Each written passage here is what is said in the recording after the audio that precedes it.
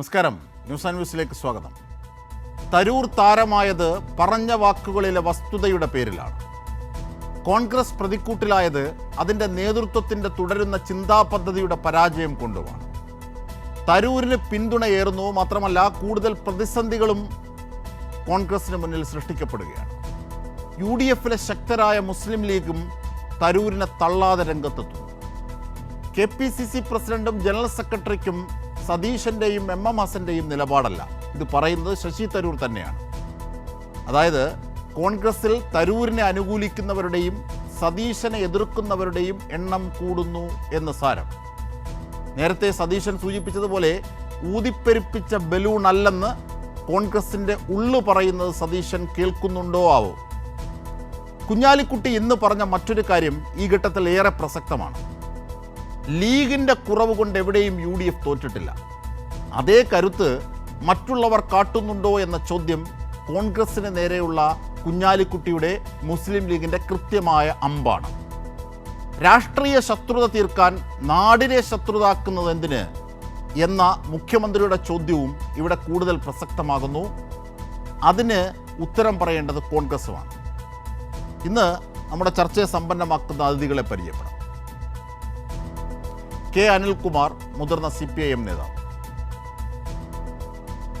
Roni K. Baby, മുതിർന്ന കോൺഗ്രസ് വക്താവ്. അപ്പം M. ജയചന്ദ്രൻ, മാധ്യമപ്രവർത്തകൻ. ജേക്കബ് ജോർജ്, സാമൂഹിക നിരീക്ഷകൻ. എന്നിവരാണ് നമ്മുടെ ചർച്ചയെ സമ്പന്നമാക്കുന്നത്. ആദ്യം ശ്രീ M. ജയചന്ദ്രനിലേക്ക്. ശ്രീ ജയചന്ദ്രൻ, ശശി തരൂർ തുറന്നുവിട്ടതാണ് കോൺഗ്രസിനെ സംബന്ധിച്ച ഈ ഭൂതം. പക്ഷേ അത് കൂടുതൽ തെളിമയോടുകൂടി കോൺഗ്രസിൻ്റെ അന്തർരാഷ്ട്രീയങ്ങളെ വ്യക്തമാക്കാൻ ബോധ്യമാകുന്നതാകുന്നു. 1. 2. ശശി തരൂരിന് പിന്തുണ വർദ്ധിക്കുന്നു. 3. ഈ VD സതീശൻ എതിരുള്ള ചേരി കൂടുതൽ ശക്തമാകുന്നു എന്നതിൻ്റെ സൂചന ഈ വിഷയത്തിൻ്റെ മറവിലും കോൺഗ്രസിൽ പ്രതിഫലിക്കുന്നു എന്നുള്ളതാണ്. 4. മുസ്ലിം ലീഗിൻ്റെ നിലപാട്, അഭിപ്രായം, അത് വിരൽ ചൂണ്ടുന്നത് തീർച്ചയായും നിലനിൽക്കുന്ന കോൺഗ്രസിൻ്റെ നേതൃത്വത്തിനെതിരെയാണ്. അത് VD സതീഷിനെതിരെ സ്പഷ്ടമായുമാണ്. ഇങ്ങനെ ഇത്യാദി കാര്യങ്ങളാണ് ഇതിൻ്റെ അനുരണനങ്ങളായി ഇന്ന് ബോധ്യപ്പെടുത്തിയത്. ശ്രീ M. ജയചന്ദ്രൻ.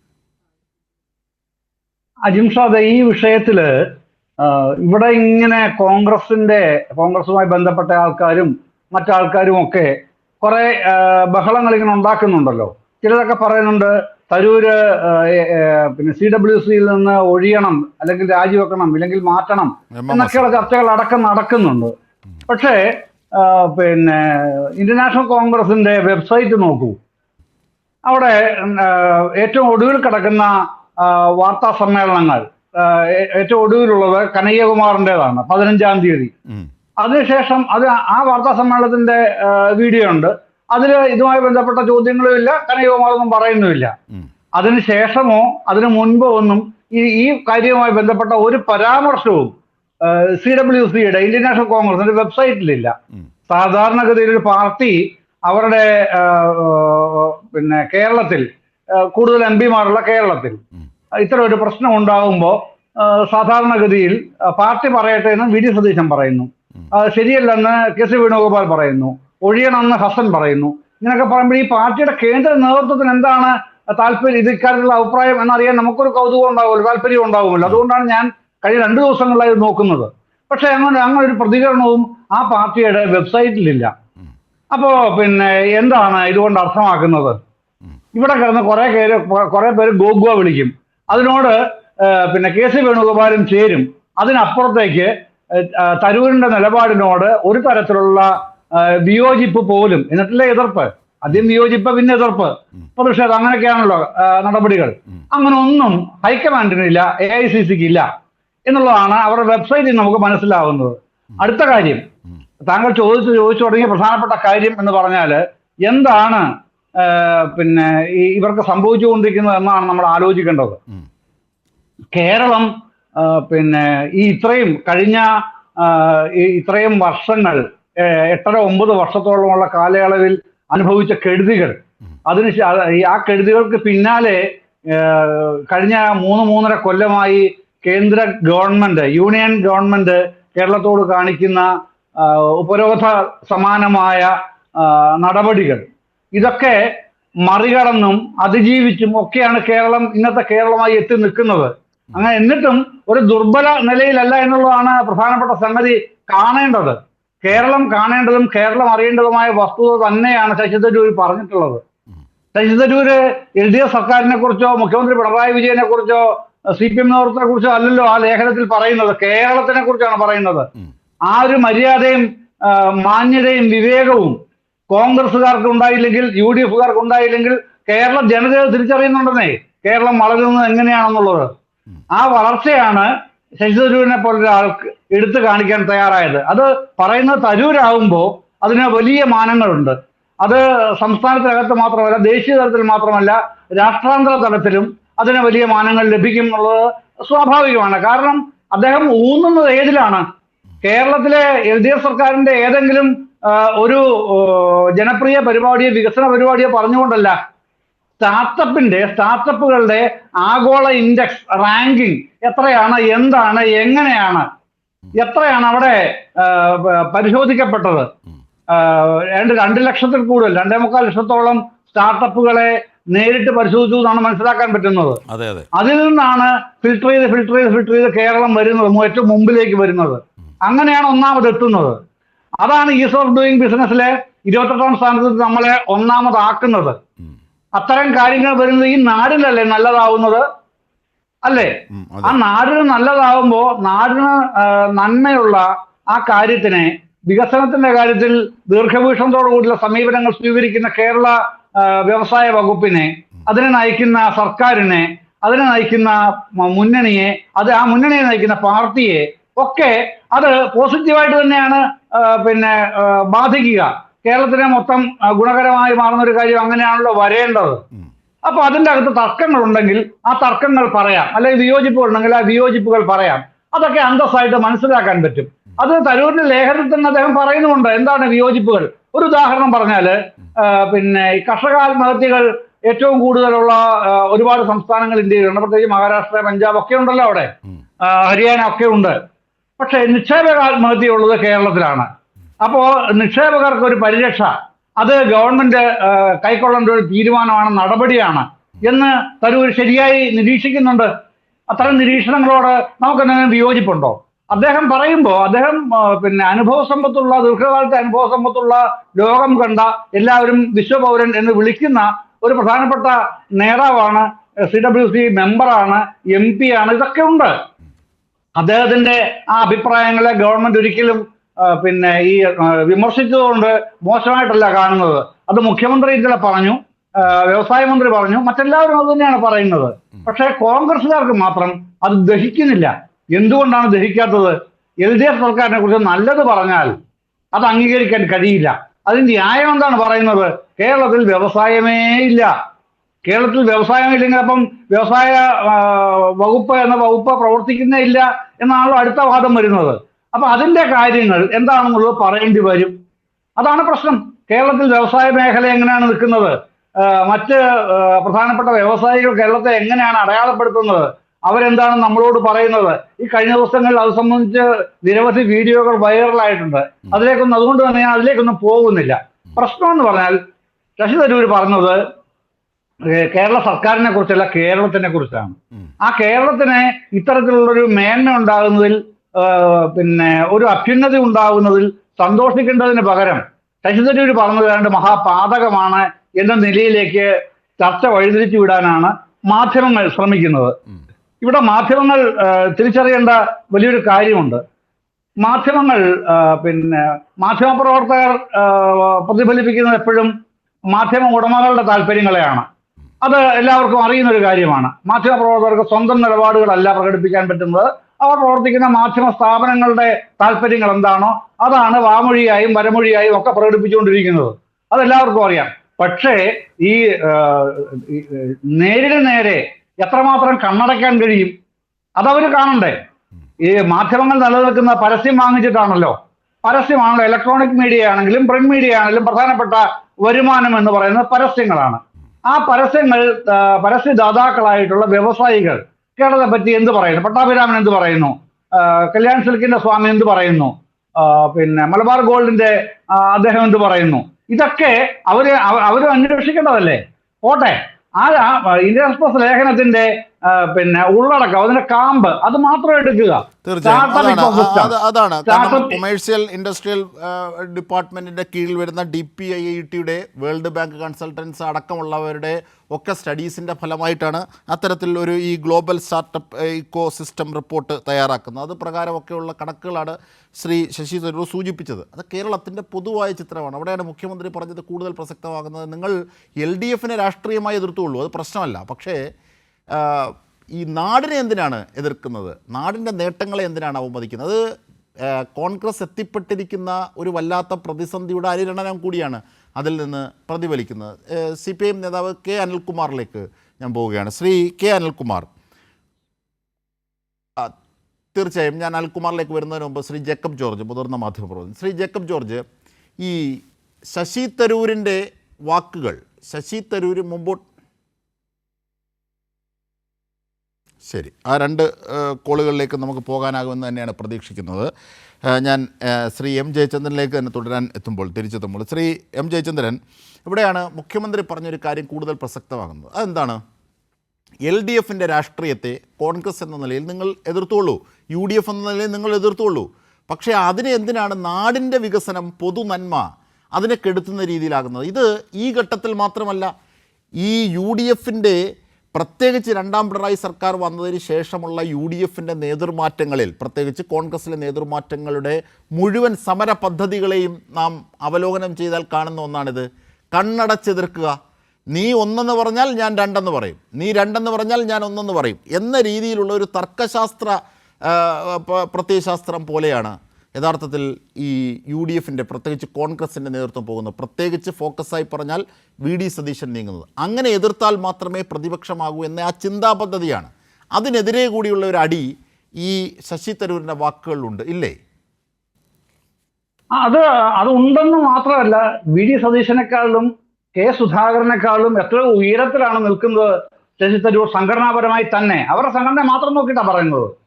അവരുടെ സംഘടനയിൽ, അതായത് ഇന്ത്യൻ നാഷണൽ കോൺഗ്രസ് എന്ന രാഷ്ട്രീയ പ്രസ്ഥാനത്തിൽ തന്നെ ഇവരുടെയൊക്കെ എത്രയോ മേലെ നിൽക്കുന്ന CWC വർക്കിംഗ് കമ്മിറ്റി മെമ്പറാണ് ശശി തരൂർ. ആണല്ലോ.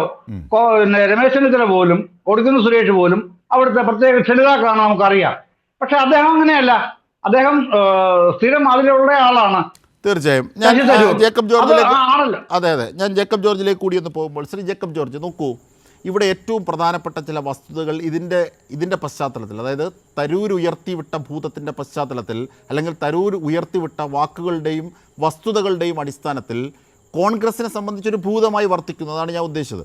അപ്പോൾ അങ്ങനെയുള്ള ഒരു വശം ഇവിടെ കൂടുതൽ വ്യക്തമാവുകയാണ്. അത് കോൺഗ്രസിനുള്ളിലെ ആഭ്യന്തര രാഷ്ട്രീയത്തിൻ്റെ കൂടുതൽ പ്രതിസന്ധികളെ ബോധ്യമാക്കുകയാണ്. കാരണം ശശി തരൂർ ഇന്ന് പറഞ്ഞൊരു പ്രധാനപ്പെട്ട വാക്കുകളുണ്ട്. ഒന്ന്, ഈ KPCCയുടെ പ്രസിഡൻറ്റും ജനറൽ സെക്രട്ടറിയും ഒക്കെ തനിക്ക് തൻ്റെ അഭിപ്രായങ്ങൾ പറയാം എന്നാണ് തന്നോട് പറഞ്ഞതെന്നാണ്. പക്ഷേ MM ഹസനും VD സതീശനും അത്തരം ഒരു അഭിപ്രായമല്ല പറയുന്നത്. VD സതീശൻ ഇന്ന് പ്രതികരിച്ചിട്ടില്ല. പക്ഷേ MM ഹസൻ പറഞ്ഞത് അങ്ങനെ സ്വതന്ത്ര അഭിപ്രായം പറയണമെങ്കിൽ അത് CWC നിന്ന് ഇറങ്ങിപ്പോയതിന് ശേഷമേ പറയാവൂ, ആ വിശുദ്ധ സ്ഥാനത്തിരുന്നുകൊണ്ട് പറയരുത്, ഇങ്ങനെയുള്ള വാക്കുകളാണ്. അതായത് കൃത്യമായൊരു ബൈഫർക്കേഷൻ നടക്കുകയാണ്. VD സതീശനെ അനുകൂലിക്കുന്നവർ, അതിനെ എതിർക്കുന്നവർ, അത് ശശി തരൂരെങ്കിൽ ശശി തരൂർ, ആരാണ് ആ നേതൃത്വത്തിലേക്ക് വരുന്നത്, ഇങ്ങനെയൊക്കെയുള്ള ചില വെണ്ണ നെയ് പിരിയൽ അതിനുള്ളിലുണ്ടോ? ഇതിൻ്റെ പശ്ചാത്തലത്തിലുള്ളൊരു നിരീക്ഷണം. അജിം ഷാദേ, ഇതിനകത്തെ പ്രശ്നം ശശി തരൂർ ഈ പറഞ്ഞത് ശശി തരൂർ ആണ് എന്നതാണ് വിഷയം. ശശി തരൂരിനെ ആർക്കും, കോൺഗ്രസിലെ പലർക്കും, ഡൽഹിയിലാവട്ടെ കേരളത്തിലാവട്ടെ കോൺഗ്രസ് നേതൃനിരയിലുള്ള പലർക്കും അംഗീകരിക്കാൻ കഴിയുന്നില്ല. കാരണം ശശി തരൂർ ഒരു കോളേജിൽ പോയാൽ ആളുകൾ, പിള്ളേരൊക്കെ അങ്ങ് കൂടെ കൂടും, ചുറ്റും കൂടും. അദ്ദേഹം എവിടെ പോയാലും അദ്ദേഹത്തിന് ഒരു താര പദവിയുണ്ട്.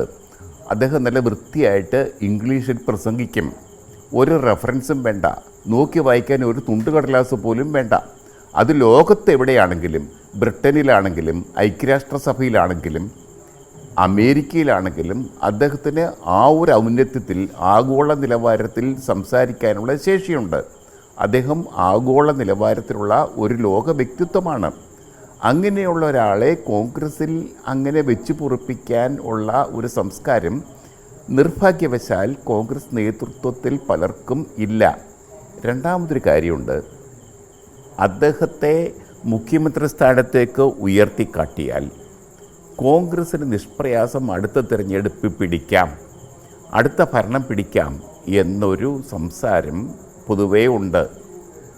അത് ഇതിനുവേണ്ടി മുഖ്യമന്ത്രി സ്ഥാനത്തേക്ക് തയ്യാറായി നിൽക്കുന്ന ഒന്നിലധികം പേർ, ഞാൻ അവരുടെ ഒന്നും പേര് പറയാൻ ഉദ്ദേശിക്കുന്നില്ല, അവർക്ക് ഒരു വലിയ തലവേദനയാണ് ആ കാര്യം.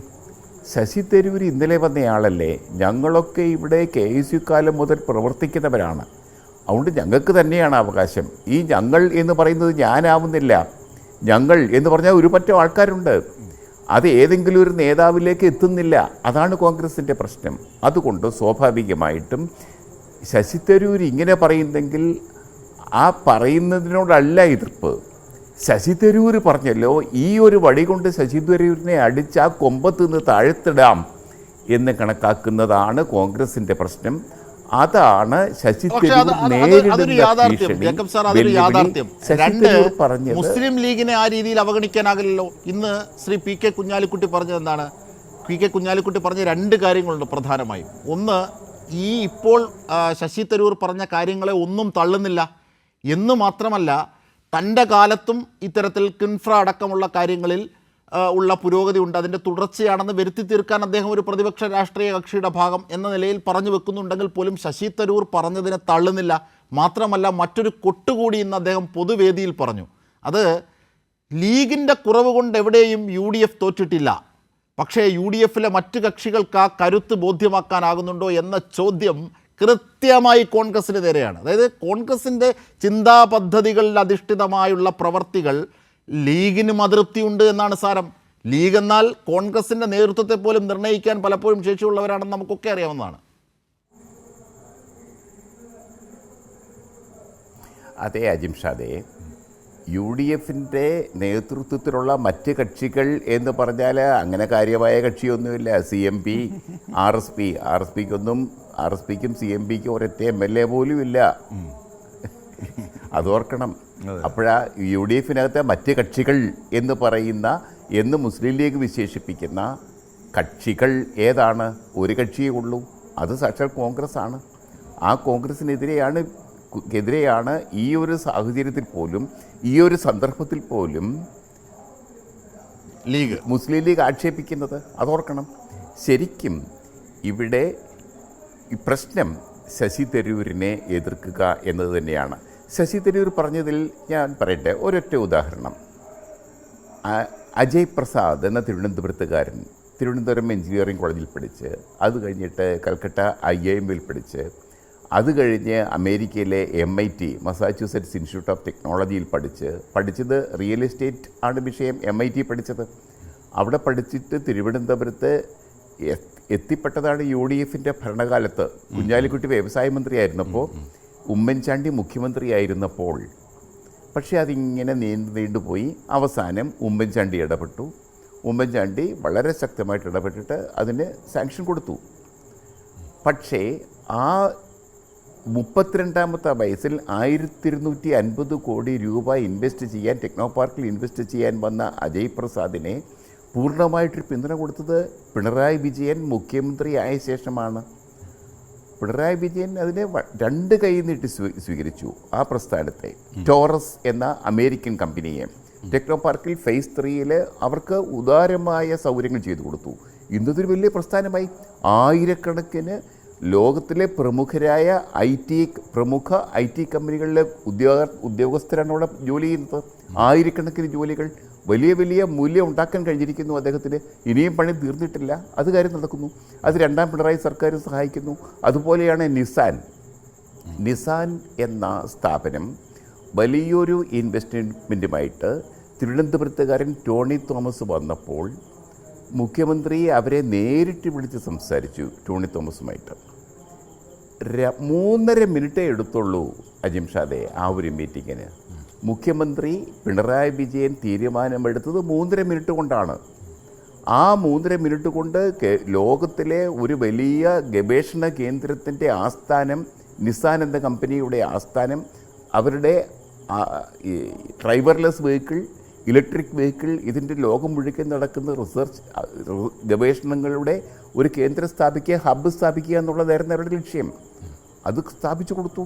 അതാണ്. അപ്പോൾ തീർച്ചയായും അത് ഈ ഘട്ടത്തിലാണ് ഞാൻ ഒരു കാര്യം കൂടി താങ്കൾ പറഞ്ഞതിന് ഉപോത്പകമായി തന്നെ ആഡ് ചെയ്യുന്നു. ഈ Ashapura group of industries Mumbai ആസ്ഥാനമായുള്ള ഒരു കമ്പനി, അതിൻ്റെ CEO സന്തോഷ് മേനോൻ പറയുന്ന ചില കാര്യങ്ങൾ ഈ ഘട്ടത്തിൽ അദ്ദേഹം ഈ ചർച്ചയുടെ പശ്ചാത്തലത്തിൽ തന്നെയാണ് മെസ്സേജ് അയച്ചിരിക്കുന്നത്. അതായത് ശശി തരൂർ പറഞ്ഞത് ശരിയാണ്, കോൺഗ്രസ്സുകാർ എപ്പോഴും വ്യവസായങ്ങൾക്കെതിരാണ്. തൻ്റെ അനുഭവം കിംഫ്രയിൽ 10 ഏക്കർ സ്ഥലം 200 കോടി മുതൽ മുടക്കി ഫാക്ടറി സ്ഥാപിച്ചത് മായി ബന്ധപ്പെട്ട കാര്യമാണ്. ആൻ്റണി സർക്കാരിൻ്റെ കാലത്താണ് അത്തരത്തിൽ സ്ഥാപിച്ചത്. പക്ഷേ അതിനെതിരായി വലിയ നീക്കം കോൺഗ്രസിനുള്ളിൽ നിന്ന് കോൺഗ്രസ് സർക്കാരിൻ്റെ ഭാഗത്തുനിന്നുണ്ടായി. പക്ഷേ VS സർക്കാരാണ് എല്ലാവിധ സഹകരണവും അവിടെ ഉണ്ടായത്. പക്ഷേ അന്നത്തെ KPCC പ്രസിഡന്റ് പ്രദേശത്തെ ജനങ്ങളെ തെറ്റിദ്ധരിപ്പിച്ച് നിരന്തരം പ്രശ്നങ്ങൾ ഉണ്ടാക്കുന്നു. ഇതിൻ്റെ വസ്തുത എന്തോ ആയിക്കോട്ടെ, പക്ഷേ ഏറ്റവും പ്രധാനപ്പെട്ട ഒരു വസ്തുത എന്നത് കോൺഗ്രസിൻ്റെ എക്കാലത്തെയും സാധാരണഗതിയിൽ CPIM ആണ്, ഇടതുപക്ഷമാണ്, ഒരു വികസന വിരുദ്ധത എന്നൊക്കെയാണ് പ്രചരിപ്പിക്കാൻ പലർക്കും ഉത്സുകത. പക്ഷേ അങ്ങനെയല്ല വസ്തുതയെന്ന്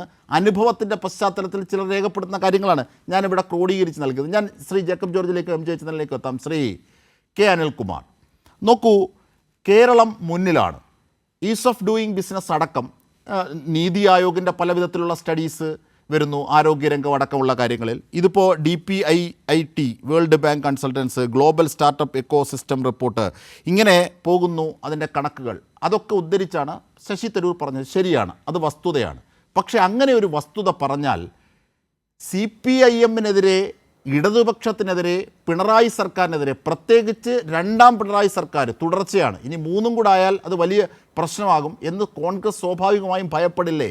അതിൻ്റെ ഭാഗമായി കോൺഗ്രസിൻ്റെ ഏറ്റവും തലമുതിർന്ന ഒരു മുഖം, വിശ്വപൗര മുഖമുള്ള ഒരാൾ ഇത്തരത്തിൽ CPIM ഭരിക്കുന്ന, പിണറായി വിജയൻ സർക്കാർ ഭരിക്കുന്ന കാലത്തെ വ്യവസായ രംഗത്തെ വളർച്ചയെ സംബന്ധിച്ച് അടയാളപ്പെടുത്തിയാൽ അത് തങ്ങളുടെ രാഷ്ട്രീയ ഭാവിക്ക്, കോൺഗ്രസിൻ്റെ രാഷ്ട്രീയ ഭാവിക്ക് എതിരാണ് എന്നൊരു പ്രതിപക്ഷ ചിന്തയല്ലേ യഥാർത്ഥത്തിൽ ഇതിലേക്കൊക്കെ നയിക്കപ്പെട്ടത്? അത് നമ്മൾ കാണാതെ പോകുന്നത് എന്തിനാണ് ശ്രീ K അനിൽകുമാർ?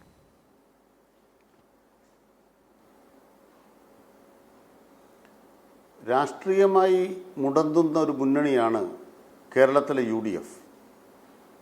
തുടർഭരണം വന്നതോടുകൂടി എന്താണ് കേരളത്തിന് തുടർഭരണത്തിൻ്റെ ഭാഗമായ നേട്ടം എന്ന കൺകുളിർക്കെയുള്ള കാഴ്ചയാണ് നിക്ഷേപ സൗഹൃദത്തിൽ കേരളം 1ാം സ്ഥാനത്തായത്. ആന്ധ്ര ഉൾപ്പെടെയുള്ള പല സംസ്ഥാനങ്ങളും നിക്ഷേപ സൗഹൃദത്തിൽ മുമ്പ് 1ാം സ്ഥാനത്ത് തന്നെയായിരുന്നു.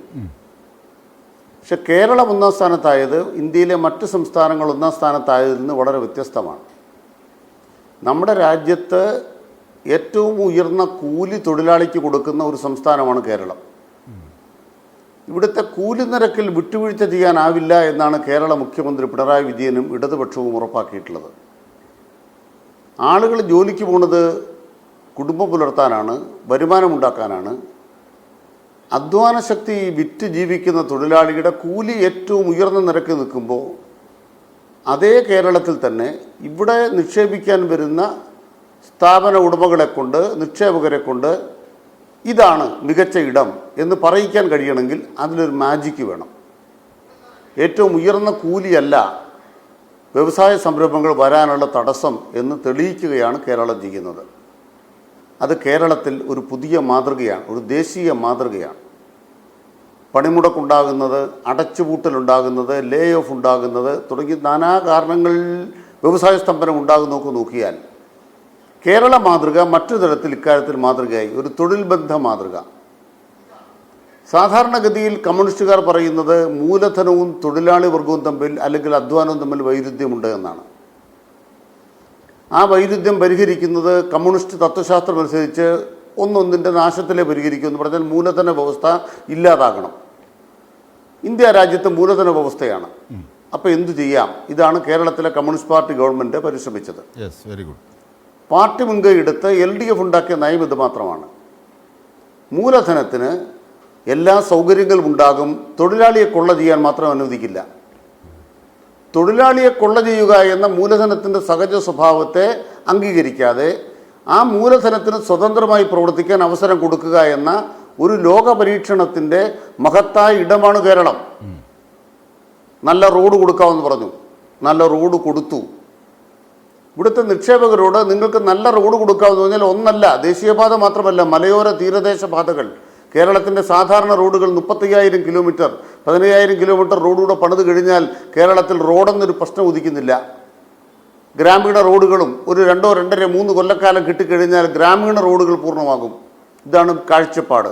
അപ്പം നല്ല റോഡുകളുണ്ട്, 24 മണിക്കൂർ തടസ്സമില്ലാത്ത വൈദ്യുതി, ഒരു തടസ്സവുമില്ലാത്ത ഇൻ്റർനെറ്റ് സൗകര്യം.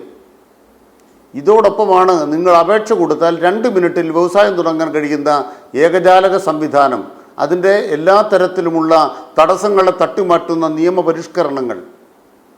അതോടൊപ്പം സർക്കാർ ഉറപ്പ് നൽകി ഉദ്യോഗസ്ഥ തലത്തിൽ അഴിമതി ഉണ്ടാവില്ല.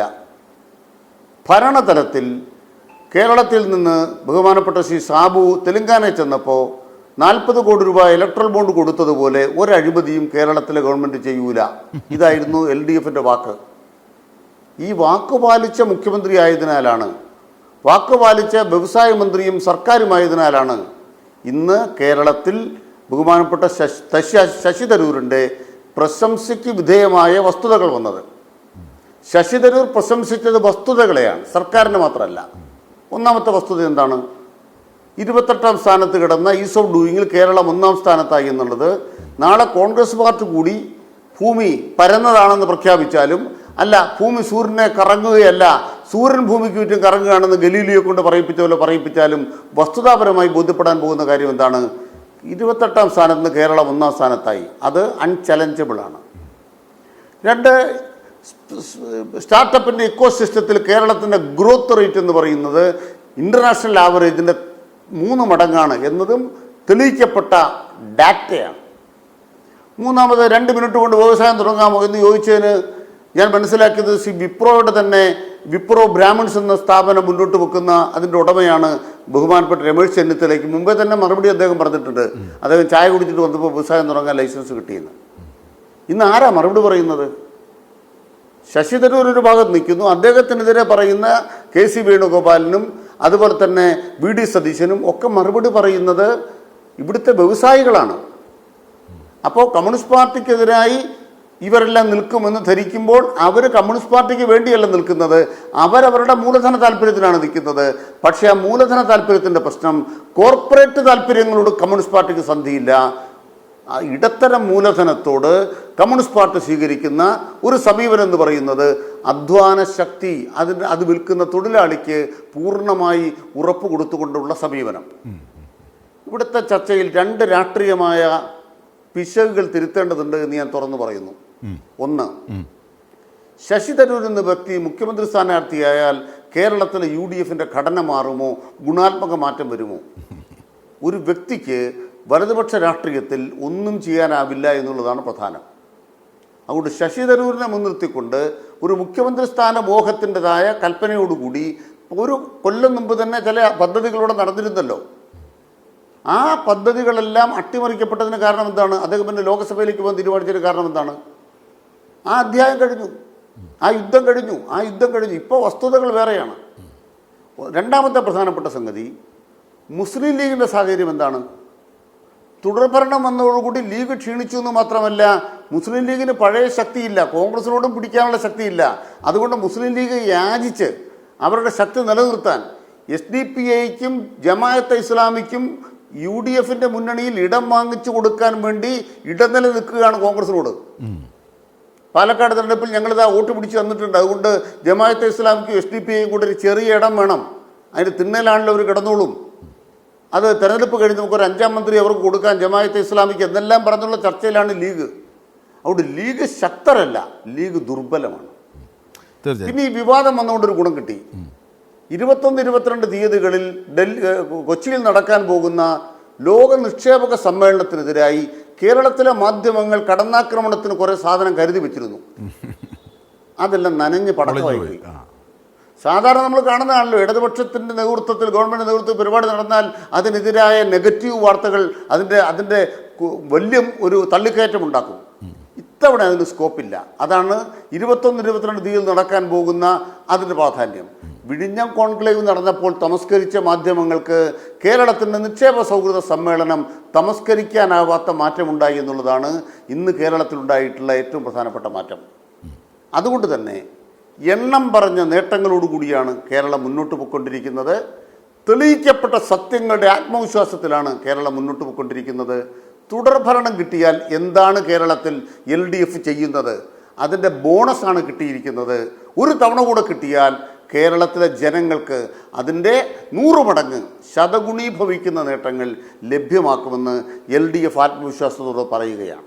തീർച്ചയായും. ശ്രീ റോണി കെ ബേബി, നോക്കൂ, കോൺഗ്രസിൻ്റെ ചിന്താ പദ്ധതിയുടെ അടിസ്ഥാനപരമായ പരാജയത്തെ സംബന്ധിച്ചാണ് ഇവിടെ ചൂണ്ടിക്കാണിക്കുന്നത്. കാരണം ഒരു ക്രിയാത്മക പ്രതിപക്ഷം പോലും ആകാനാകുന്നില്ല എന്നുള്ളതാണ്. ഭരണപക്ഷത്തിൻ്റെ നേട്ടങ്ങൾ നാടിന് മുഴുവനൊരു നേട്ടമായി എത്തുകയും അതിൻ്റെ ഇപ്പോഴത്തെ ഗുണഫലം ഒരു ഓഡിറ്റിംഗ് പോലെ പറയുകയും ചെയ്യുന്നത് പോലും സഹിക്കാനാകാതെ കോൺഗ്രസ് ആഭ്യന്തരമായി ദുർബലമാകുന്നു. ഒന്നതാണ്. രണ്ട്, കോൺഗ്രസിനുള്ളിൽ തന്നെ ഇതിൻ്റെ അഭിപ്രായങ്ങൾ പല വിധത്തിലുമുള്ള വൈരുദ്ധ്യങ്ങൾ ചമയ്ക്കുകയാണ്. അതിലേക്ക് ഞാൻ എത്താം. നോക്കൂ, 236 ദിവസമായിരുന്നു എല്ലാം ശരിയായാൽ ഒരു വ്യവസായത്തിന് വേണ്ടത് കേരളത്തിൽ പണ്ട്. അത് ഇന്ത്യയിൽ 114. പക്ഷേ കേരളത്തിൽ ഇപ്പോഴത് മിനിറ്റുകൾ കൊണ്ട് ഉണ്ടാകുന്നു. മിനിറ്റുകൾ കൊണ്ട് അതിന് അനുമതി ലഭിക്കുകയാണ്. അതായത് ഈ അടുത്തിടെ എൻ്റെ ഒരു സുഹൃത്ത് പറഞ്ഞൊരു കാര്യമാണ് അദ്ദേഹത്തിൻ്റെ അനുഭവം. അദ്ദേഹം CPM-കാരനോ കമ്മ്യൂണിസ്റ്റുകാരോ അല്ല. ഈ ബ്രിക്സ് ഉണ്ടാക്കുന്ന ഒരു കമ്പനി, ആ കമ്പനിക്ക് ഏകജാലക സംവിധാനം പ്രകാരം അപേക്ഷിച്ചപ്പോൾ മിനിറ്റുകൾക്കുള്ളിൽ KSEB അടക്കമുള്ള എല്ലാ ഡിപ്പാർട്ട്മെൻറ്റുകളും ആ സ്പോട്ടിലെത്തുകയാണ്. ബാക്കിയുള്ള തടസ്സങ്ങൾ പിന്നീട് നീക്കി ആ വ്യവസായത്തിന് ആ നിക്ഷേപം സാധ്യമാക്കുന്നതിന് അതൊക്കെ ആ ഡിപ്പാർട്ട്മെൻറ്റുകളുടെ ഉത്തരവാദിത്വം പോലെ പിന്നീട് ഏറ്റെടുക്കുകയാണ്. ഇങ്ങനെയുള്ള ഒരുപാട് ഹോംവർക്കോട് കൂടിയുള്ള ഒരു പഠനവും അതിൻ്റെ അഡ്മിനിസ്ട്രേഷനുമാണ് ഇത്തരത്തിൽ ഈസ് ഓഫ് ഡൂയിങ് ബിസിനസ്, വ്യവസായ നിക്ഷേപ സൗഹൃദ അന്തരീക്ഷം കേരളത്തിൽ സൃഷ്ടിച്ചെടുത്തത്. ഇതൊക്കെയാണ് കണക്കുകളുടെ അടിസ്ഥാനത്തിൽ, ആഗോള ഏജൻസിയും ദേശീയ ഏജൻസിയുടെയും കണക്കുകളുടെ അടിസ്ഥാനത്തിൽ നിങ്ങളുടെ ശശി തരൂർ പറഞ്ഞത്. അതിനോടാണ് ഇന്ന് മുസ്ലിം ലീഗ് അടക്കമുള്ളവർ പിന്തുണ പ്രഖ്യാപിക്കുന്നത്. ഏതർത്ഥത്തിൽ? ശശി തരൂരിനെ തള്ളാതെ, VD സതീശൻ ഇന്ന് പ്രതികരിക്കാതെ മാധ്യമങ്ങൾക്ക് മുമ്പിൽ പോകേണ്ടി വന്ന സാഹചര്യം. ഇതൊക്കെ എന്താണ് സൂചിപ്പിക്കുന്നത്? ആത്മപരിശോധന നടത്തുന്നുണ്ടോ കോൺഗ്രസ്? ഈ കേരളം ഗുണപരമായി എപ്പോൾ മാറി, എന്ന് മാറി എന്നതിനെ കുറിച്ചൊക്കെ നമുക്ക് ഒരുപാട് ചർച്ച ചെയ്യാം. ഏതൊക്കെയാലും ഞാൻ ഇപ്പോൾ ഈ 2 മിനിറ്റിനകം ഒരു വ്യവസായം തുടങ്ങും എന്നൊക്കെയാണെന്ന് ഇപ്പോൾ ഇവിടെ അവകാശപ്പെടുന്നത്. മറ്റുള്ള എല്ലാം ശരിയായാൽ, നിയമപരമായ എല്ലാം സാധ്യമായാൽ. അതെ, ഞാൻ പറഞ്ഞുതരാം. ഏകദേശം ഒരു 1.5 വർഷം പോലും ആയിട്ടില്ലല്ലോ നമ്മുടെ ആന്തൂരിലെ സാജൻ അവിടെ നിൽക്കട്ടെ. അപ്പോൾ അക്കാര്യമൊക്കെ ശശി തരൂര് ഇന്ന് അദ്ദേഹത്തിന്റെ ലേഖനത്തിൽ പറഞ്ഞിട്ടുണ്ട്. ശശി തരൂരിനെ ഇപ്പൊ നമ്മൾ ഒരുപാട് ശശി തരൂരിനെ പൊക്കി പറയുമ്പോഴും ശശി തരൂർ ആ ലേഖനത്തിൽ പറഞ്ഞിട്ടുണ്ട്, ഇന്ത്യയുടെ മറ്റു ഭാഗങ്ങളിൽ കർഷക ആത്മഹത്യകൾ പെരുകുമ്പോഴും ഇന്നും വ്യവസായികൾ ആത്മഹത്യ ചെയ്യുന്ന ഇന്ത്യയിലെ ഒരേ ഒരു സംസ്ഥാനം കേരളമാണെന്ന് തരൂർ ആ ലേഖനത്തിൽ പറഞ്ഞിട്ടുണ്ട്. പിന്നെ ഇവിടെ ബഹുമാനപ്പെട്ട ശ്രീ അനിൽകുമാർ പറയുന്നു, പിന്നെ കേരളം ഒരുപാട് ചിന്താധാരയിലും ചിന്താ പദ്ധതിയിലും ചിന്തകളിലും ഒക്കെ ഒരുപാട് മാറിയിട്ടുണ്ട് ഞങ്ങൾ സമ്മതിക്കുന്നു. കാരണം 2005 ഇപ്പോൾ ബഹുമാനപ്പെട്ട അനിൽകുമാർ പറഞ്ഞല്ലോ, ഈ ഫെബ്രുവരി മാസം അവസാനം അദ്ദേഹം അത് മലയാളത്തിലാണ് പറഞ്ഞത്, ആഗോള നിക്ഷേപ സംഗമം വരാൻ പോകുന്നു. 2005 ബഹുമാനപ്പെട്ട Shri Oommen Chandy global investors meet ആണ് കൊണ്ടുവന്നത്. അത് ഒന്ന് ഇംഗ്ലീഷിലും മറ്റേത് മലയാളത്തിലാണെന്ന് വ്യത്യാസം മാത്രമേ ഉള്ളൂ. അന്ന് ഗ്ലോബൽ ഇൻവെസ്റ്റേഴ്സ് മീറ്റ് ഈ കേരളത്തിൽ ഇത് 2005 കൊണ്ടുവന്നപ്പോൾ അന്ന് ഈ CPM എത്രയോ വലിയ എതിർപ്പാണ് അതിനെതിരെ അവിടെ ഉയർത്തിയത്. കുമാറിനോട് ചോദിക്കാം. അത് KL കുമാർ തന്നെ അത് സൂചിപ്പിച്ചു. അതുകൂടി ഞാൻ താങ്കളുടെ ശ്രദ്ധയിലേക്ക് പെടുത്തുകയാണ്. കാരണം ഈ ഒരു വർഗ സമരങ്ങളുടെ ഒക്കെ അടിസ്ഥാനത്തിൽ രൂപപ്പെടുത്തുന്ന പ്രത്യയശാസ്ത്രം സ്വാഭാവികമായും മൂലധന ശക്തികളെ എതിർക്കുന്ന ഒരു സ്വഭാവമാണുള്ളത്. മൂലധന ശക്തികൾ കൊണ്ട് ആത്യന്തികമായി ഒരു സാമൂഹിക തൊഴിലാളി വർഗം നേട്ടം ഉണ്ടാക്കാനാകില്ല എന്നൊക്കെയുള്ള സിദ്ധാന്തം. പക്ഷേ ലോകം ഇന്ന് മുഴുവൻ മൂലധന ശക്തികൾക്ക് അനുസൃതമായി നീങ്ങുന്നു, മൂലധന നിക്ഷേപാധിഷ്ഠിതമായി നീങ്ങുന്നു. ഇന്ത്യയും അതെ. അവിടെ എങ്ങനെയാണ് പിന്നീട് വ്യവസായങ്ങളും അല്ലെങ്കിൽ ഇത്തരം സാധ്യതകളും ഉണർത്താനാകുന്നത്? ക്യാപിറ്റലിസത്തിൻ്റെ നന്മ തന്നെ ഉപയോഗിച്ച്, ഉള്ള നന്മയെ ഉപയോഗിച്ച് എങ്ങനെ തൊഴിലാളി പക്ഷത്തിന് അനുകൂലമാക്കുന്ന ഒരു സിദ്ധാന്തമായിരിക്കും. ഇങ്ങനെ ഒരു പഠനവും നിരീക്ഷണവുമാണ് പരീക്ഷണാടിസ്ഥാനത്തിൽ അവർ തുടങ്ങിയതും അത് വിജയിക്കുന്നതിലേക്കും പോയത്. അത് കാലഘട്ടം മാറുന്നതിനനുസരിച്ച് അത്തരം മാറ്റങ്ങളെ ഉൾക്കൊണ്ട് പരിഷ്കരിച്ച് പോകുന്ന ഒരു സിദ്ധാന്തമാണ് അവരുടെ എന്നതുകൊണ്ട് കൂടി പ്രത്യേകതയാണത്. പക്ഷേ അങ്ങനെ ഒരു പരീക്ഷണം കേരളത്തിൽ നടത്തി വിജയിച്ചു എന്നതാണ്. ആ വിജയത്തിൻ്റെ ഫലമാണ് ശശി തരൂരിന് കാണാനായത്. കോൺഗ്രസ് വർക്കിംഗ് കമ്മിറ്റി മെമ്പറായ ശശി തരൂരിന് കാണാനായത്. അതെന്തുകൊണ്ട് വി ഡി സതീശനും കോൺഗ്രസിൻ്റെ ഔദ്യോഗിക നേതൃത്വങ്ങൾക്കും കാണാനാകുന്നില്ല എന്ന ചോദ്യമുണ്ട്. ഒന്ന്. രണ്ട്, ഇന്ന് ശശി തരൂർ പറഞ്ഞൊരു കാര്യമുണ്ട്. KPCC ജനറൽ സെക്രട്ടറിയും KPCC പ്രസിഡൻ്റാണല്ലോ നിങ്ങൾക്ക് പവർഫുൾ. ആ KPCC പ്രസിഡന്റ് അടക്കമുള്ളവർ പറഞ്ഞു അഭിപ്രായം രേഖപ്പെടുത്താമെന്ന്. പക്ഷേ MM ഹസൻ പറയുന്നത് ആ വർക്കിംഗ് കമ്മിറ്റി പോലുള്ള വിശുദ്ധ സ്ഥാനത്ത് നിന്ന് മാറിയിട്ട് മാത്രമേ ശശി തരൂരിന് അത്തരത്തിലൊരു അഭിപ്രായം പറയാനാകുന്നു എന്നുള്ളതാണ്. ഞാൻ റോണി കെ ബേബിയോട് ചോദിക്കുന്നു, കോൺഗ്രസിൻ്റെ നിലപാട് എന്താണ്? കോൺഗ്രസിന് വ്യക്തതയോടുകൂടി ഈ വിഷയത്തിലൊരു നിലപാടുണ്ടോ?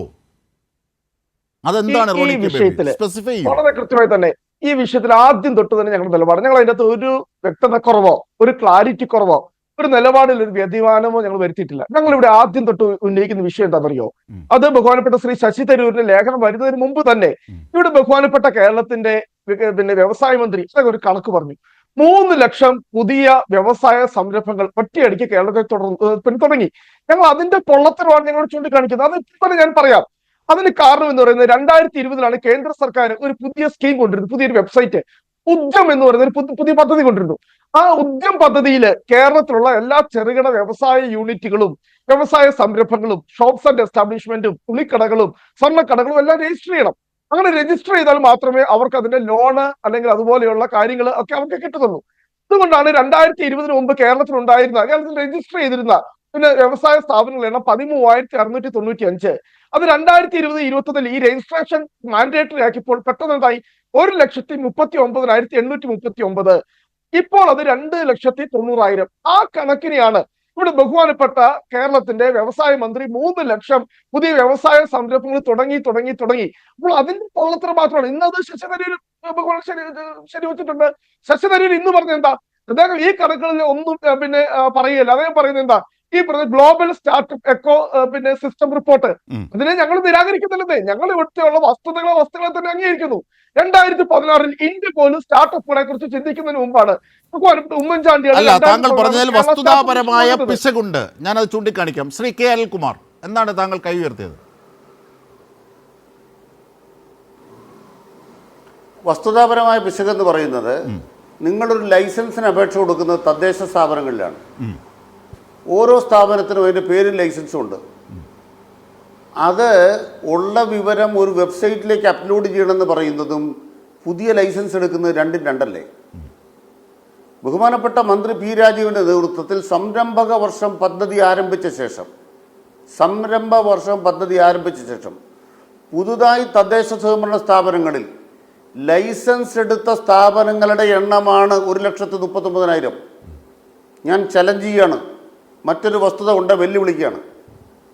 1,39,000 എന്ന് പറയുന്നത് സംരംഭക വർഷം പദ്ധതിയിൽ പുതുതായി ലൈസൻസ് എടുത്ത സ്ഥാപനങ്ങളാണ്, പഴയ ലൈസൻസ് അല്ല. പഴയ ലൈസൻസ് ഉള്ളവർ നിങ്ങളൊരു വെബ്സൈറ്റിൽ രജിസ്റ്റർ ചെയ്യുക എന്ന് പറഞ്ഞാൽ പഴയ ലൈസൻസാണ് രജിസ്റ്റർ ചെയ്യുന്നത്. ഇത് രണ്ടും രണ്ടാണ്. എന്താണ് നടക്കുന്നതെന്ന് ആദ്യം മനസ്സിലാക്കണം. ഒരു ചർച്ച വന്നിരുന്നിട്ട് വസ്തുതാവിരുദ്ധമായി കേരളത്തെ അപമാനിക്കാൻ ഇങ്ങനെ പറയരുത്. 2, നിങ്ങൾ ആന്തൂരിലെ ഒരു സാധൻ്റെ കാര്യം പറഞ്ഞു. രണ്ടാമതൊരു പേര് പറയാവൂ? നിങ്ങൾക്ക് കർണാടകത്തിലെ ഗവൺമെൻറ് കണക്ക് ഞാൻ പറയാം. ക്രൈം റെക്കോർഡ്സ് ബ്യൂറോയുടെ കണക്കാണ്. 2022 ആത്മഹത്യ ചെയ്ത നിക്ഷേപകരുടെ എണ്ണം 2,538. ഇന്ത്യയിലെ ആകെ വ്യവസായ രംഗത്ത് ആത്മഹത്യ ചെയ്യുന്നവരുടെ എണ്ണത്തിൻ്റെ 20.35% കർണാടകത്തിലാണ്. ഒന്നാലോചിച്ച് നോക്കൂ. ഞാൻ അവരുടെ ഓരോരുത്തരുടെ പേര് പറയണോ? ഒരു സംഭവം ഉണ്ടായിക്കഴിഞ്ഞാൽ അതോടുകൂടി ഒരു സാധനം മരിച്ചതോടുകൂടി കേരളത്തിലെ വ്യവസായം എല്ലാം പോയതാണോ? അതുകൊണ്ട് ഞങ്ങൾക്ക് വേറെ ഇതൊന്നും പറയണ്ട. നിങ്ങൾ ബഹുമാനപ്പെട്ട യൂസഫ് അലി ആവട്ടെ, ശ്രീ പട്ടാഭി സീതാരാമനാവട്ടെ, ഇവരൊക്കെ തന്നെ എന്താണ് സാക്ഷ്യം പറയുന്നത്? അവർ പറയുന്ന സാക്ഷ്യത്തിൻ്റെ ഉള്ളിലുള്ള യാഥാർത്ഥ്യമാണ് ബഹുമാനപ്പെട്ട ശശി തരൂർ ചൂണ്ടിക്കാണിച്ചത്. അതുകൊണ്ട് തന്നെ പറയാൻ ആഗ്രഹിക്കുന്നു, വസ്തുതകളെ അംഗീകരിക്കുന്നുണ്ടോ എന്നുള്ള ചോദ്യം. നിങ്ങൾ വസ്തുതകൾ അംഗീകരിക്കുന്നുണ്ടോ? 1ാം സ്ഥാനത്താണ് കേരളം നിക്ഷേപ സൗഹൃദത്തിൽ. സെൻട്രൽ ഗവൺമെൻറ് ഇപ്പോഴത്തെ റാങ്കിങ് ആണ്. നിങ്ങൾ ആ റാങ്കിങ്ങിനെ അംഗീകരിക്കുന്നുണ്ടോ, തള്ളിക്കളയുന്നുണ്ടോ? ഇതാണ് കോൺഗ്രസ് പറയേണ്ടത്. 2, സ്റ്റാർട്ടപ്പിൻ്റെ ഇന്നത്തെ ലോക സാമ്പത്തിക ഘടന വെച്ച് കഴിഞ്ഞാൽ കേരളത്തിൻ്റെ ഗ്രോത്ത് റേറ്റ് ആഗോളതലത്തുള്ളതിൻ്റെ 3 ഇരട്ടിയാണ് എന്ന് ശശി തരൂർ ചൂണ്ടിക്കാണിക്കുന്ന സ്റ്റാറ്റിസ്റ്റിക്സിനെ ചോദ്യം ചെയ്യുന്നുണ്ടോ? 3. മൂന്നാമത്തെ കാര്യം, 2 മിനിറ്റിൽ ഒരു വ്യവസായം തുടങ്ങാൻ കഴിയും എന്ന് ഇപ്പോൾ നമ്മൾ കേരളത്തിൻ്റെ ഏകജാലക സംവിധാനം കളവാണ് എന്ന് നിങ്ങൾക്ക് വെല്ലുവിളിയുണ്ടെങ്കിൽ മറുപടിയായിട്ട് ആളെ കൊണ്ടുവരാം, ആളെ ഹാജരാക്കാം. ഞങ്ങൾ ആളെ ഹാജരാക്കാം, അനുഭവസ്ഥരെ ഹാജരാക്കാം. നമുക്ക് അങ്ങനെ സംവാദമാകാം. അല്ലാതെ ശശി തരൂരും സതീശനും തമ്മിലുള്ള തർക്കമോ സുധാകരനും KC വേണുഗോപാലും തമ്മിലുള്ള തർക്കമോ നിങ്ങൾ KPCC ഓഫീസിൽ തീർത്തോ. കേരളത്തെ വെച്ച് കോൺഗ്രസ് ഈ പണി കാണിക്കരുത്. ഇത് കേരളത്തിന്റെ ഭാവി ചെറുപ്പക്കാർക്ക് വേണ്ടിയാണ്. ഇവിടെ ജീവിക്കാൻ വ്യവസായ മന്ത്രിയുടെ പി രാജീവിന്റെ പുതിയ പോസ്റ്റ് ഞാൻ ഒന്ന് വായിക്കാം. ഗൾഫിൽ നിന്ന് തിരിച്ചു വരുന്ന ആൾ ഒരു ബേക്കറി തുടങ്ങിയാൽ അതിനെ സംരംഭമായി കൂട്ടരുത് എന്ന് എല്ലാം പഠിച്ചു മാത്രം പറയുന്ന ചിലർ ഇന്ന് രാവിലെ പറയുന്നത് കേട്ടു.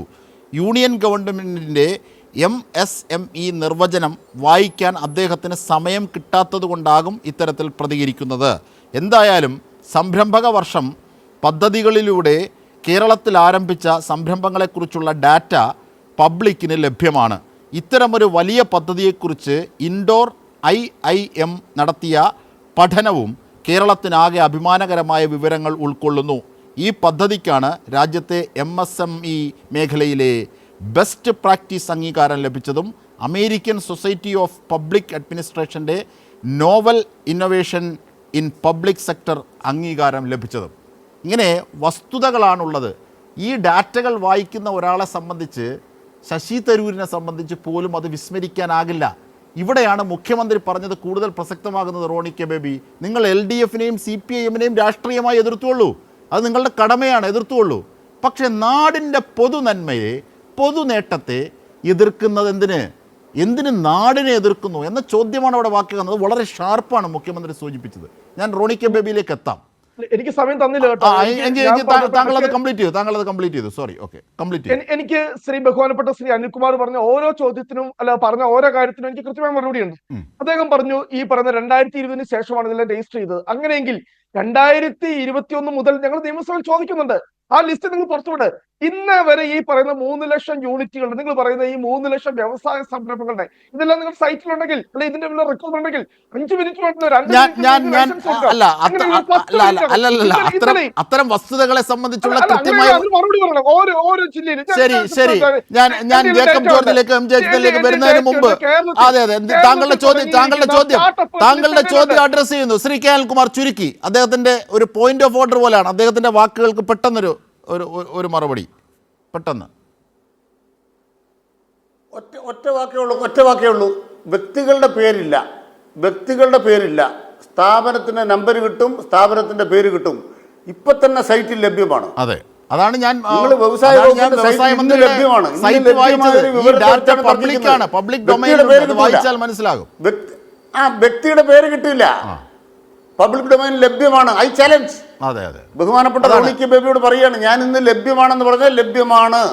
നിങ്ങൾ ആവശ്യപ്പെട്ടാൽ നിങ്ങൾക്ക് ഹാജരാക്കി തരാം. തീർച്ചയായും. നമ്മൾ ചർച്ചയുടെ സമയം വെറുതെ കൊല്ലരുത്. റോണി കെ ബേബി, ഞാൻ ഷാർപ്പായി ഒറ്റ കാര്യം ചോദിക്കുന്നു. ശശി തരൂർ പറഞ്ഞ നിലപാടിനോടാണോ, സതീശൻ പറയുന്ന നിലപാടിനോടാണോ കോൺഗ്രസിൻ്റെ ഔദ്യോഗിക മനസ്സ് അല്ലെങ്കിൽ കോൺഗ്രസിൻ്റെ പൊതു മനസ്സ് ചിന്തിക്കുന്നത്? അങ്ങനെയാണ് എങ്കിൽ KPCC പ്രസിഡന്റിനും ജനറൽ സെക്രട്ടറിക്കുമൊക്കെ എന്തേ മറ്റൊരു വാക്ക് വരുന്നത്? ഇതാണ് എൻ്റെ ചോദ്യം. അതിന് ഷാർപ്പായൊരു ഉത്തരം പറയും. എനിക്ക് മറ്റതിഥികളിലേക്ക് പോകണം. KPCC പ്രസിഡന്റ് സംസാരിച്ച കാര്യമോ ജനറൽ സെക്രട്ടറി സംസാരിച്ച കാര്യമോ അതൊക്കെ ശശി തരൂർ പറഞ്ഞുള്ള സ്റ്റേറ്റ്മെന്റാ. അതിനെക്കുറിച്ചുള്ള ആധികാരികമായിട്ടുള്ള ഒരു അഭിപ്രായമോ അതൊന്നും KPCC എങ്കിൽ പറയൂ. കോൺഗ്രസിന്റെ പൊതു മനസ്സെന്താണ്? താങ്കൾ കോൺഗ്രസിന്റെ വക്താവല്ലേ? കോൺഗ്രസിന്റെ പൊതു മനസ്സെന്താണ്? ശശി തരൂർ പറഞ്ഞത് ഡേറ്റകളുടെയും DPIIT, വേൾഡ് ബാങ്ക് കൺസൾട്ടൻസ് ഒക്കെ ആയിട്ട് ചേരുന്ന ഗ്ലോബൽ സ്റ്റാർട്ടപ്പ് എക്കോസിസ്റ്റം റിപ്പോർട്ട്, അതടക്കമുള്ള കാര്യങ്ങളെ സംബന്ധിച്ച് ഈസ് ഓഫ് ഡൂയിങ് ബിസിനസ്സിൽ ആഗോളതലത്തിലും ദേശീയ തലത്തിലുമുള്ള ഏജൻസികളുടെ പഠനങ്ങൾ ഡാറ്റയുടെ അടിസ്ഥാനത്തിലാണ് എന്ന് അദ്ദേഹത്തിൻ്റെ ലേഖനത്തിൽ ആവർത്തിച്ച് പറയുന്നുണ്ട്. ആ വസ്തുതയ്ക്കൊപ്പമാണോ അതോ സതീശൻ പറഞ്ഞ സങ്കുചിതമായ രാഷ്ട്രീയത്തിനൊപ്പമാണോ കോൺഗ്രസിൻ്റെ പൊതുമനസ്സ്? അതാണ് അറിയേണ്ടത്. ബഹുമാനപ്പെട്ട ശശി തരൂര് ഇന്ന് അതിന് ക്ലാരിഫിക്കേഷൻ നൽകിയിട്ടുണ്ട്. ആ ക്ലാരിഫിക്കേഷൻ നിലപാടിനൊപ്പമാണ് ഞാൻ KPCC വക്താവ് എന്ന നിലയിൽ. അല്ല, ക്ലാരിഫിക്കേഷൻ എന്താണ്? അദ്ദേഹം പറഞ്ഞ നിലപാട് തള്ളി പറഞ്ഞോ? അദ്ദേഹം പറഞ്ഞ നിലപാട് തള്ളി പറഞ്ഞോ?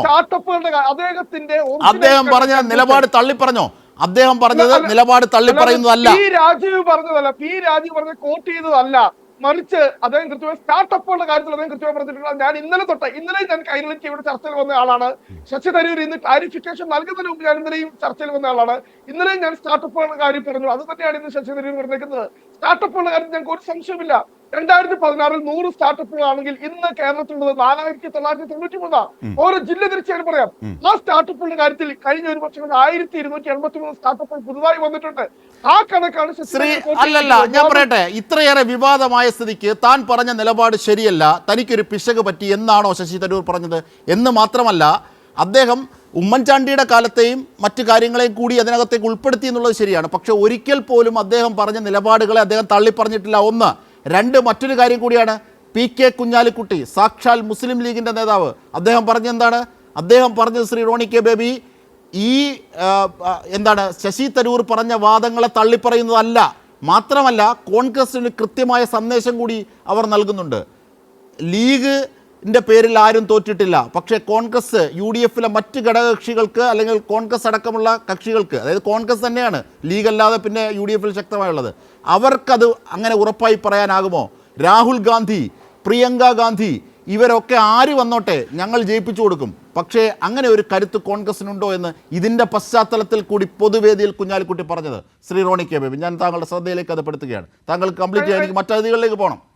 അതിലേക്ക് കൃത്യമായ മറുപടി വരുന്നുണ്ട്. UDF എന്ന് പറഞ്ഞാൽ അത് ലീഗോ കോൺഗ്രസ് ഒറ്റക്കെട്ടല്ല.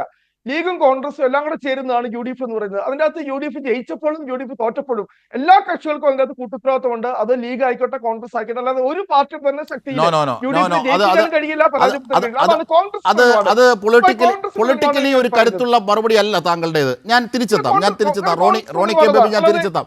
ശ്രീ എം ജയചന്ദ്രൻ, അതായത് ഇപ്പോഴത്തെ വസ്തുതകൾ സംസാരിക്കുന്നത് റോണി കെ ബേബി സൂചിപ്പിക്കുന്നത് പോലെയാണോ?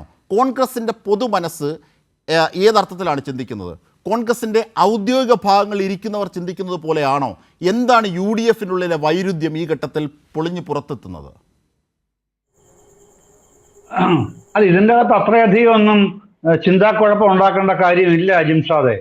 എന്താണെന്നറിയാമോ? ഈ ശശി തരൂർ ലളിതമായി പറഞ്ഞ ഒരു പ്രതികരണമുണ്ട്. എന്റെ ആ ലേഖനം ഒന്ന് വായിച്ചിട്ട് വേണം വിമർശനവുമായിട്ട് ഇറങ്ങേണ്ടത്. അത്രേ പറഞ്ഞുള്ളൂ അദ്ദേഹം. അപ്പൊ ആ പറഞ്ഞതില് അതെല്ലാം അടങ്ങിയിട്ടുണ്ട്. ഈ കോൺഗ്രസ്സുകാര് ആ ലേഖനം തലതിരിച്ച് പിടിച്ചാണ് വായിക്കുന്നത്. ഇദ്ദേഹം ശ്രീ റോണി കെ ബേബി, അദ്ദേഹം ഒരു അധ്യാപകനാണ്, അദ്ദേഹം തലതിരിച്ച് പിടിക്കേണ്ട വായിക്കേണ്ട കാര്യമില്ല. പക്ഷെ അദ്ദേഹത്തെ അദ്ദേഹത്തിന്റെ പരിമിതിയാണ്, രാഷ്ട്രീയമായ പരിമിതിയാണ്. അദ്ദേഹം ബന്ധിക്കപ്പെട്ടിരിക്കുന്ന അദ്ദേഹത്തിന്റെ കക്ഷി രാഷ്ട്രീയപരമായ പരിമിതികൾ കൊണ്ടാവാം. എന്നാലും ശശി തരൂർ നമ്മളെ പരിചയപ്പെടുത്തുന്ന ഒരു ആനയുടെ കാര്യം പറഞ്ഞുകൊണ്ടാണ്. പിന്നെ the elephant, the tiger and cellphone എന്ന തന്റെ പുസ്തകം 2007 പ്രസിദ്ധീകരിച്ചത്. അതിനെപ്പറ്റി വിവരിച്ചുകൊണ്ടാണ് ഒരു ആനയുടെ സഞ്ചാരം. ആ ആന എന്ന് പറഞ്ഞൊരു പഴഞ്ചൻ ആനയായി നിൽക്കുകയാണ്.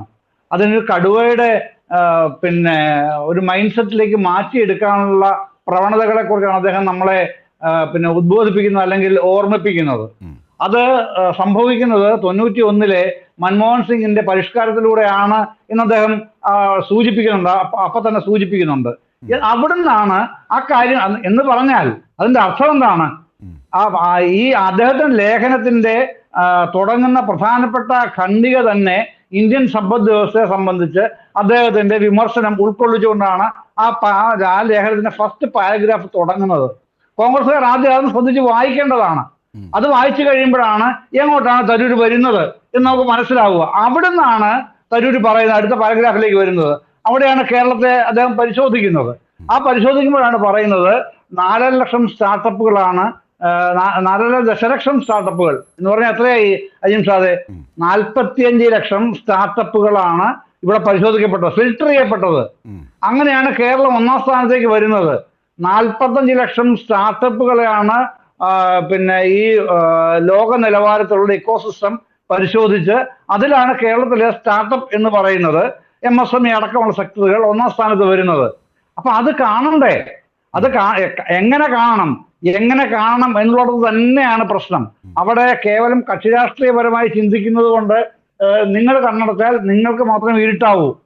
ബാക്കിയുള്ളവർക്ക് ഇരുട്ടാവില്ല എന്നാണ് കോൺഗ്രസ്സുകാർ മനസ്സിലാക്കേണ്ടത്. തീർച്ചയായും. ആ വെളിച്ചമാണ് വരുന്നത്. തീർച്ചയായും. തെരുവിനെ പോലൊരാൾ ഇങ്ങനെ പറയാൻ വരുമ്പോൾ ആ വെളിച്ചം നമുക്ക് കിട്ടുന്നുണ്ട്. തീർച്ചയായും. ശ്രീ ജേക്കബ് ജോർജ്, അങ്ങനെ ഒരു ഒട്ടകപ്പക്ഷി സിൻഡ്രോമത്തിലൂടെ കാര്യങ്ങളെ മറികടക്കാനാകില്ല. കാരണം പ്രത്യേകിച്ച് ആധുനിക ലോകമാണ് ഇൻഫർമേഷൻ. നേരത്തെ കെ അനിൽകുമാർ പറഞ്ഞത്, വെല്ലുവിളിച്ചത്, ഇതൊക്കെ പബ്ലിക് ഡൊമൈനിലുണ്ട്. റോണി കെ ബേബിക്കല്ല, ആർക്ക് വേണമെങ്കിലും അതെടുത്ത് പരിശോധിക്കാം. അതിൻ്റെ നേട്ടങ്ങൾ, അതിൻ്റെ വിവരങ്ങൾ ഒക്കെ ബോധ്യമാകുന്ന രീതിയിൽ പബ്ലിക് ഡൊമൈനിലുള്ള വിവരങ്ങളാണുള്ളത്. ഇങ്ങനെയൊക്കെയുള്ള ഒരു പശ്ചാത്തലത്തിൽ ഇങ്ങനെ ഒട്ടകപ്പക്ഷി സിൻഡ്രോമിലൂടെ രാഷ്ട്രീയത്തെ അതിജയിച്ച് മുമ്പോട്ട് പോകാനാകും എന്ന ധാരണ കോൺഗ്രസിന് ശരിയാണോ? അത് വെച്ച് പുലർത്തുന്നവരാരൊക്കെയാണ് കോൺഗ്രസിനുള്ളിൽ? അജിം ഷാദേ, അത് രാഷ്ട്രീയമാണ്. കോൺഗ്രസിന് അതേ പറ്റുള്ളൂ. കോൺഗ്രസ് പ്രതിപക്ഷത്തിരിക്കുന്ന പാർട്ടിയാണ്. ഒരു ചില എക്സെപ്ഷൻസ് നടന്നിട്ടുണ്ട്.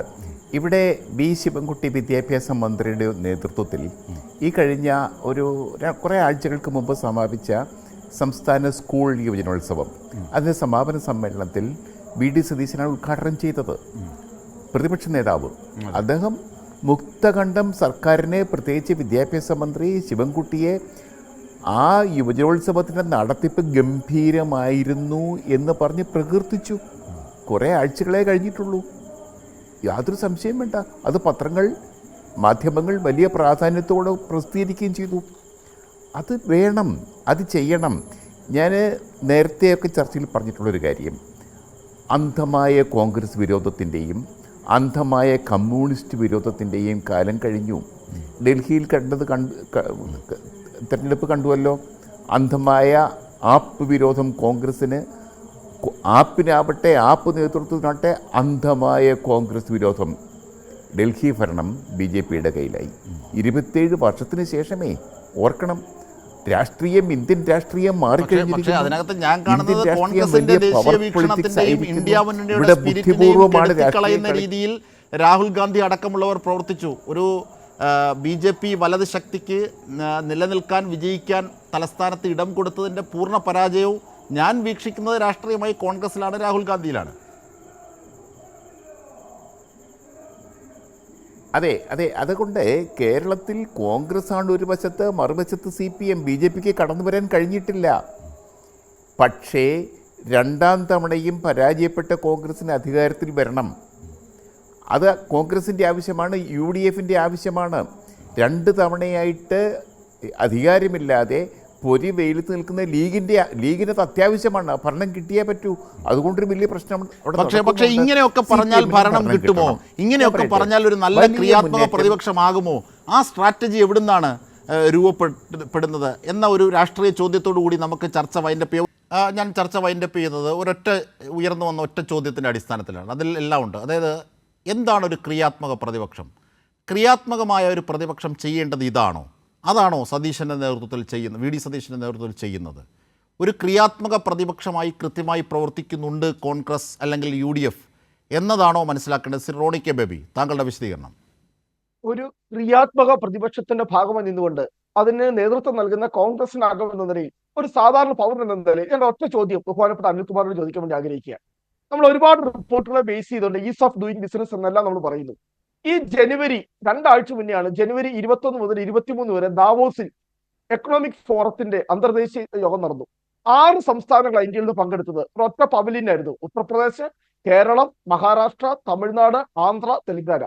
ഈ 5 സംസ്ഥാനങ്ങളിലേക്ക് നിക്ഷേപം കിട്ടി. മഹാരാഷ്ട്രയിൽ കിട്ടിയത് 15 ലക്ഷം കോടി, തമിഴ്നാടിന് കിട്ടിയത് 8 ലക്ഷം കോടി. നമ്മുടെ ബഹുമാനപ്പെട്ട വ്യവസായ മന്ത്രിയാണ് കേരളത്തെ നയിച്ചത്. 51 കമ്പനികളുമായി നമ്മൾ സംസാരിച്ചു, ചർച്ച നടത്തി. പക്ഷെ ഒരൊറ്റ കമ്പനി പോലും, ഒരു MOU പോലും കേരളവുമായിട്ട് ഒപ്പുവെക്കാൻ തയ്യാറായില്ല. 1 രൂപയുടെ നിക്ഷേപം പോലും കേരളത്തിലേക്ക് വന്നില്ല. ഈ കേരളത്തിൽ നടക്കുന്ന എല്ലാ കാര്യങ്ങളും ലാവോസിൽ വെച്ച് നടന്ന മീറ്റിംഗിൽ ചന്ദ്രബാബു നായിഡു എന്ന ആന്ധ്രാപ്രദേശ് മുഖ്യമന്ത്രി പറഞ്ഞ കാര്യം ഒന്ന് പറയാമോ താങ്കൾ? അദ്ദേഹമായിരുന്നു ഇതിന്റെ ലീഡർ. അദ്ദേഹം പറഞ്ഞ കാര്യം ഒന്ന് പറയാമോ? നമുക്കൊന്നും കിട്ടിയില്ല. അല്ല, കേരളത്തെ കുറിച്ചും പി രാജീവിനെ ഇരുത്തിക്കൊണ്ട് കേരളത്തെ കുറിച്ച് പറഞ്ഞ കാര്യം താങ്കൾക്ക് അറിയാമോ? അത് കാണുന്നത് കേരളത്തിൽ ഒന്നും കിട്ടിയില്ലെന്ന് ആശ്വസിപ്പിക്കണം തന്നെ പറയട്ടെ. നമ്മുടെ ലീഡർ ആയിരുന്നു, 6 സ്റ്റേറ്റ് ചന്ദ്രബാബു നായിഡു ആയിരുന്നു നമ്മുടെ team leader. Shri Rony K Baby, തങ്ങളുടെ സ്ഥാനം കേരളം അടിച്ചെടുത്തു. ഞങ്ങൾക്കത് തിരികെ പിടിക്കണമെന്ന് ആഗ്രഹമുണ്ട്. കേരളത്തിലെ ഇപ്പോഴത്തെ വ്യവസായ നിക്ഷേപ സൗഹൃദ അന്തരീക്ഷം വളരെ മെച്ചപ്പെട്ടതാണ്. 1ാം സ്ഥാനത്താണ് അവർ. എന്ന് ശശി തരൂർ പറഞ്ഞ അതേ ഡാറ്റകളുടെ അടിസ്ഥാനത്തിൽ ചന്ദ്രബാബു നായിഡു കേരളത്തെക്കുറിച്ച് പറഞ്ഞത് വൈറലായിരുന്നു. കേട്ടിരുന്നോ റോണി കെ ബേബി? റോണി കെ ബേബി കേട്ടിരുന്നോ? നിക്ഷേപം കേരളത്തിൽ എവിടെ വന്നു 1 രൂപയുടെ നിക്ഷേപം? അതാ ഇവിടെ 51 കമ്പനികൾ ശരി നമ്മുടെ വ്യവസായ മന്ത്രി ശരി കണ്ണടച്ച് ഒട്ടകപ്പക്ഷി സിൻഡ്രോം കാട്ടിയാൽ അതിജയിക്കാനാകില്ല. ഞാൻ കെ അനിൽകുമാറിലേക്ക് പോകുന്നതിന് മുമ്പ് ശ്രീ എം ജയചന്ദ്രൻ ഇതിന് മറുപടി ഉണ്ടോ? ലാവോസ് തന്നെയാണ് ഇവരൊക്കെ നിദാനമാക്കുന്നതെങ്കിൽ ചന്ദ്രബാബു നായിഡു പറഞ്ഞതാണ് ഞാൻ അങ്ങോട്ട് ചോദിക്കുന്നത്. അല്ല, അത് ഈ ഇത്തരത്തിലുള്ള ഈ കുനഷ്ട ഇടപെടലുകളിലൂടെയാണ് കോൺഗ്രസ്സുകാർ ജീവിക്കുന്നത് എന്നുള്ളത് അങ്ങേയറ്റം പതറ്റിക് ആയിട്ടുള്ള സിറ്റുവേഷൻ ആണെന്നേ പറയാനുള്ളൂ. അപ്പൊ ഇനിയിപ്പോ നാളെ പറയാൻ പോകുന്നത് ദാവോസിൽ മിനിസ്റ്റർ രാജീവ് പോയത് ഒരാവശ്യവുമില്ലാതെയായിരുന്നു എന്നായിരിക്കും നാളത്തെ വെർഷൻ വരുന്നത്. എന്താണ് ദാവോസിൽ നിന്ന് കിട്ടിയതെന്നുള്ളത് ഇൻവെസ്റ്റേഴ്സ് വെച്ച് നടക്കാൻ പോവാണല്ലോ. 4 ദിവസമല്ലേ ഇനി ഉള്ളൂ. കാണൂ, നിങ്ങൾ കാണൂ എന്താണ് സംഭവിക്കാൻ പോകുന്നത്. കാണാൻ പോകുന്ന പൂരം എന്തിനാ പറഞ്ഞറിയിക്കുന്നത്? ഞാൻ ശ്രീ കെ അനിൽകുമാറിനോട് ശ്രീ കെ അനിൽകുമാർ താങ്കൾക്ക് കേൾക്കാമോ?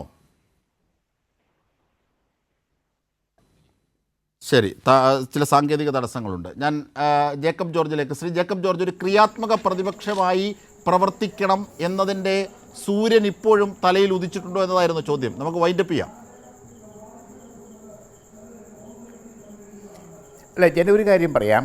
കേരളത്തിൻ്റെ ഒരു വളർച്ച, വ്യവസായ രംഗത്ത് ഒരു വലിയ വളർച്ചയുണ്ട്. അതിൻ്റെ വലിയ ഉത്തരവാദിത്വം പി രാജീവനുണ്ട്. അതിൽ ഒരു വലിയ ഉത്തരവാദിത്വം ഈ സർക്കാരിന് നേതൃത്വം കൊടുക്കുന്ന മുഖ്യമന്ത്രി പിണറായി വിജയനോട് യാതൊരു സംശയമില്ല. ഇത് ആ നിലയ്ക്ക് കാണാൻ ശശി തരൂരിന് കഴിഞ്ഞിരിക്കുന്നു. പ്രതിപക്ഷത്തെ തിരുവനന്തപുരത്തെ MP ആണ് അദ്ദേഹം. കോൺഗ്രസ് വർക്കിംഗ് കമ്മിറ്റി അംഗമാണ്. പക്ഷേ ദേശീയ രാഷ്ട്രീയത്തിൻ്റെ പശ്ചാത്തലം ഞാൻ നേരത്തെ പറഞ്ഞു. ഇതിൻ്റെയൊക്കെ പശ്ചാത്തലത്തിൽ വളരെ വളരെ പോസിറ്റീവായിട്ടുള്ള നിലപാടാണ് ശശി തരൂർ സ്വീകരിച്ചിരിക്കുന്നത്. അദ്ദേഹത്തെ എതിർക്കുന്നവർ കോൺഗ്രസ്സിലുണ്ട്, അദ്ദേഹത്തെ അനുകൂലിക്കുന്നവരുമുണ്ട്. അത് അദ്ദേഹത്തെ പുകച്ചു ചാടിക്കാൻ വേണ്ടിയുള്ള ഒരു പരിപാടിയാണ്. ഞാൻ ശ്രീ കെ അനിൽകുമാറിലേക്ക് കൂടി ഒന്ന് പോകുന്നു. ചർച്ച വൈൻഡപ്പ് ചെയ്യുന്നതിന് മുമ്പ് ശ്രീ കെ അനിൽകുമാർ കേൾക്കാമോ താങ്കൾക്ക്? ശരി, അദ്ദേഹത്തിലേക്ക് പോകാനാകുന്നില്ല. എന്തായിരുന്നാലും ചർച്ച വൈൻഡപ്പ് ചെയ്യുമ്പോൾ നോക്കൂ, കോൺഗ്രസ് സംഘ് പരിവാർ ഉയർത്തുന്ന നാടിൻ്റെ ശത്രുതയുടെ വാക്കുകളെയും അതിൻ്റെ ആത്മാവിനെയുമാണ് എടുത്തണിയുന്നത്.